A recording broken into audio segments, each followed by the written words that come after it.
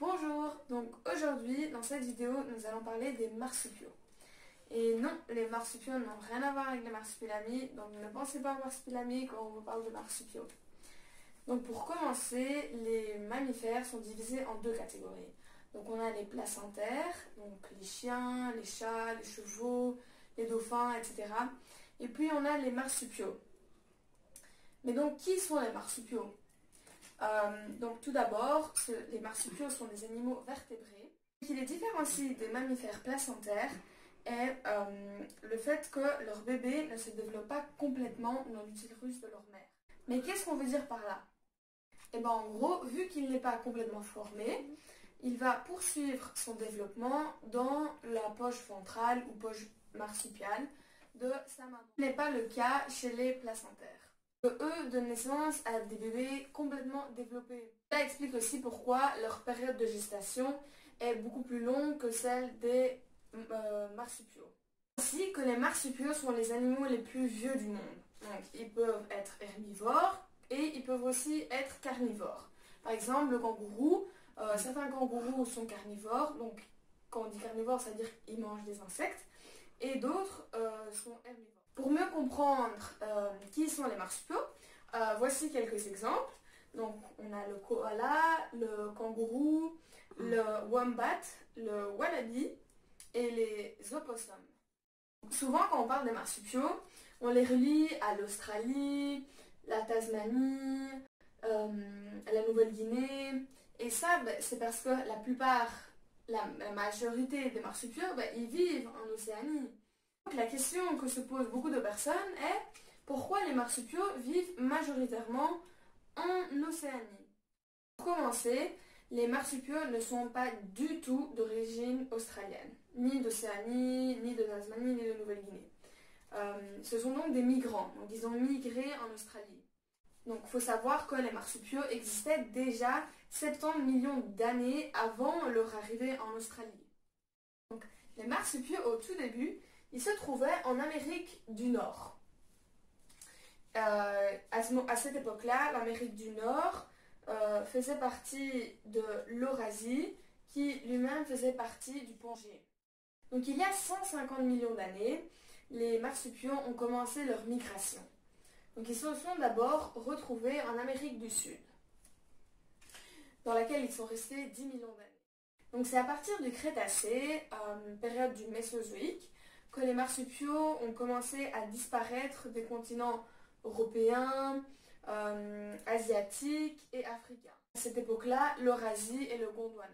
C'est dû au fait qu'ils étaient chassés de leurs prédateurs, les placentaires.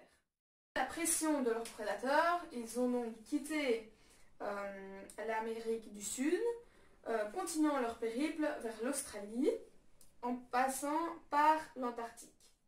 À cette époque-là, l'Amérique du Sud était connectée avec l'Australie par l'Antarctique.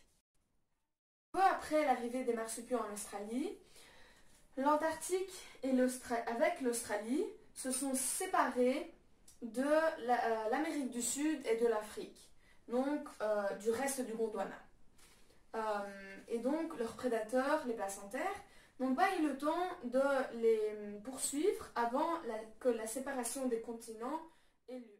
Il faut savoir qu'à cette époque-là, l'Antarctique n'était pas du tout comme celle que l'on connaît aujourd'hui. Donc, c'est-à-dire qu'elle n'était pas couverte de glace, elle était couverte de forêts tropicales.